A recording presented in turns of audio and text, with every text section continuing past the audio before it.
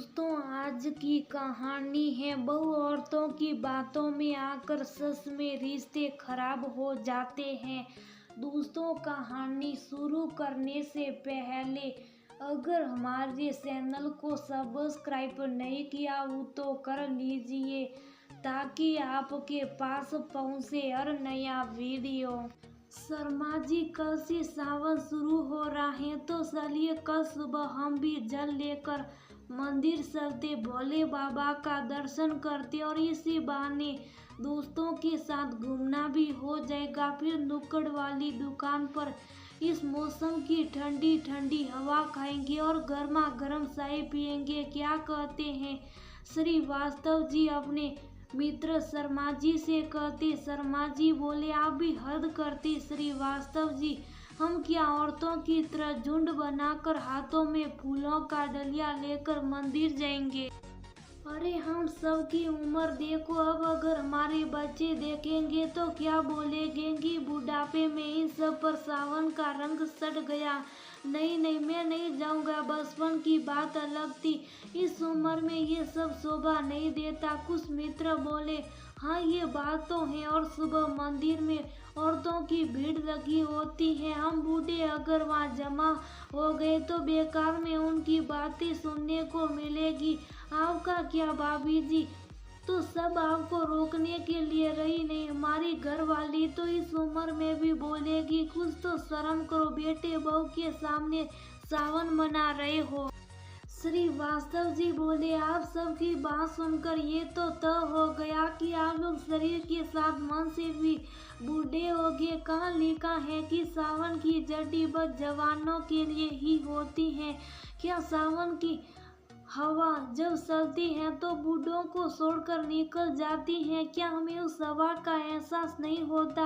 अरे दोस्तों, जिंदगी जो बसी है उसे दिल कर खोल कर जियो, वरना ऊपर जाने के बाद तो सावन और भादों का पता भी नहीं चलेगा। उनकी बात सुनकर सब हंसने लगे। शर्मा जी बोले, श्रीवास्तव जी कह तो आप सही रहे।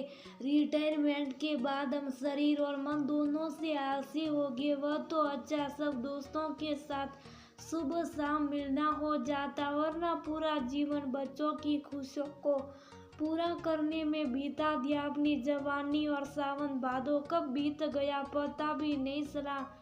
वहीं बैठे दूसरे मित्र अनुराग बाबू बोले, श्रीवास्तव जी के बातों में आखिर शर्मा जी आ ही गए। अब तो ये बिना सावन मनाए रहेंगे, नहीं तो हम क्यों पीछे रहेंगे। जिसको जो कहना है कहने दो। सच का है, किसी ने खुशियाँ चलकर नहीं आती, हमें ढूंढना पड़ता। हम सब इस बार सावन की शुरुआत भोले बाबा के दर्शन से करते और जीवन में एक बार फिर सावन की हरियाली लाते। श्रीवास्तव जी बोले, ये हुई ना बात, जब तक जिंदगी है इस उमंग को कम नहीं होने देना, वरना जिस दिन मन से हार जाओगे उस दिन जीवन से हार जाओगे। मैं तो कल पीले रंग का कुर्ता पहनूंगा, आप सबको जो रंग पसंद हो वह पहन लेना। मन में बच्चों की तरह एक उमंग भरकर सब अपने अपने घर को चले गए। श्रीवास्तव जी की पत्नी का 4 साल पहले देहांत हो चुका था। वो बेटे बहू के साथ रहते थे। उन्होंने अपनी पुरानी अलमारी खोली और उसमें से कुर्ता निकालकर आयरन करने लगे। बहू की नजर पड़ी तो बोली, पापा जी इस वक्त आयरन कर रहे हैं, क्या बात है? वो मुस्कुराकर बोले, बहू कल से सावन शुरू हो रहा है तो मैं भी अपने दोस्तों के साथ मंदिर जल चढ़ाने जाऊंगा।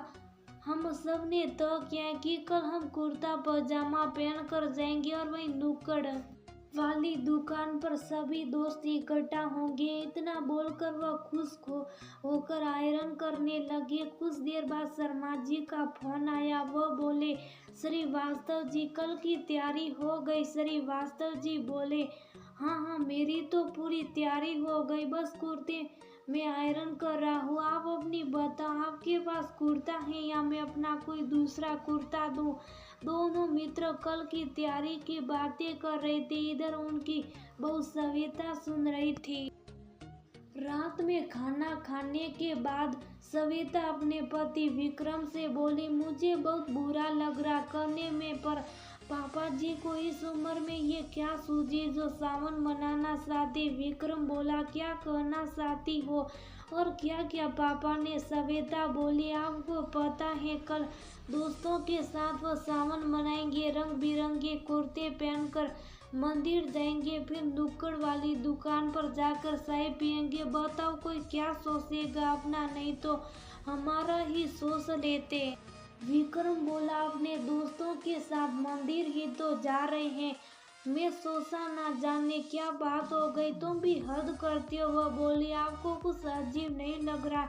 इस उम्र में सावन की हरियाली उन्हें लुभा रही है। मेरी सभी सहेलियां कहती हैं तुम्हारी ससुर की हरकतों से हमारे ससुर भी बिगड़ रहे। विक्रम बोला, तुम औरतें की बातें तुम ही जानो, जहाँ तक पापा जी के बातें मैं सुबह बात करूंगा। अगले दिन श्रीवास्तव जी नहा धोकर तैयार हो गए। जब विक्रम बोला, पापा आइए चाय पी लीजिए, वह बोले, नहीं नहीं बेटा, तुम पी लो।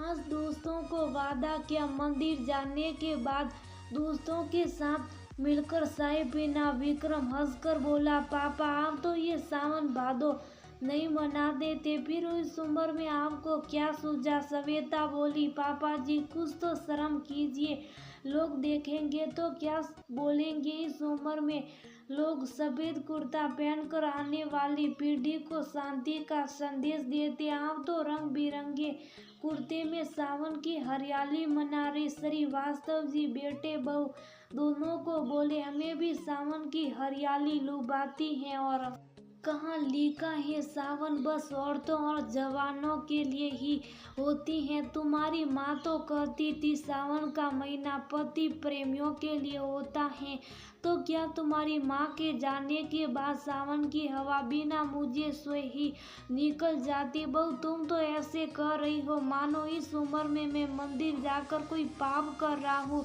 अरे मैं तो विधवा औरत को सफेद कपड़े पहनने का विरोध करता हूँ, और तुम मुझे ही सफेद कपड़े पहनने को कह रही हो। बेटा बोला, पापा आप नाराज क्यों हो रहे हो? इसके कहने का वो मतलब नहीं था। श्रीवास्तव जी बोले, बहू की बात छोड़ो बेटा, तुम्हारे कहने का क्या मतलब था? अभी तुम जवान हो, पर तुम भी एक ना एक दिन मेरी उम्र में आओगे, तब क्या सावन की हवा को अपने पास नहीं आने दोगे?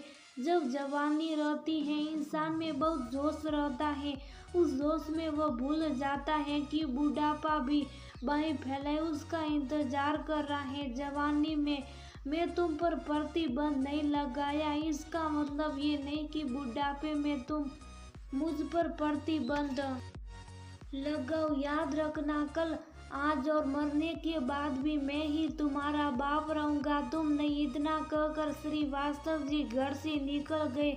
उनके जाने के बाद श्वेता बोली, सुना आपने? हे भगवान, इस उम्र में इनके ये देवर हैं तो जवानी में क्या करते होंगे? विक्रम बोला, तुम्हारी वजह से मुझे आज पापा से इतनी बातें सुनने को मिली, आज तक मैंने कभी उनसे इस तरह बात नहीं की थी।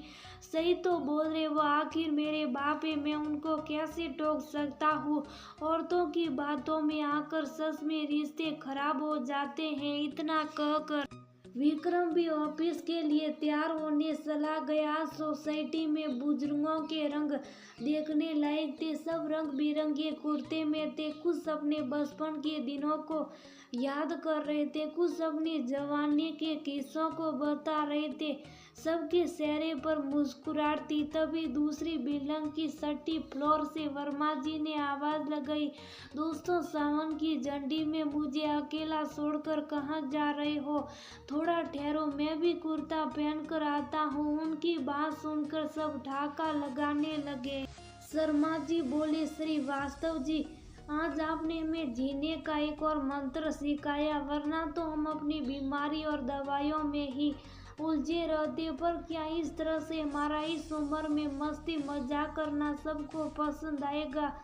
तभी वर्मा जी नीचे मुस्कुराते हुए आ रहे थे। श्रीवास्तव जी बोले, देखिए उनके चेहरे की मुस्कुराहट। पत्नी को गुजरे हुए 2 साल हो गए, बेटे बहू कोई साथ नहीं रहते, फिर भी हमें देखकर अगर किसी के मन में जीने की उम्मीद जगती है तो क्यों नहीं हम हंसते और मुस्कुराते हैं। जिंदगी जीने के लिए होती है, मानते हैं उम्र हो सली है, पर सावन बस जवानों के लिए नहीं बल्कि हर इंसान के लिए होती है।